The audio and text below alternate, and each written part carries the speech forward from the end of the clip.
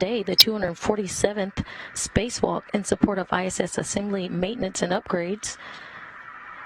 The second spacewalk of 2022. It is the third spacewalk during Expedition 66.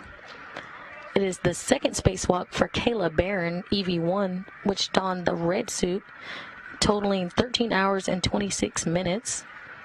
It is the first spacewalk for Chari, EV2, totaling 6 hours and 54 minutes.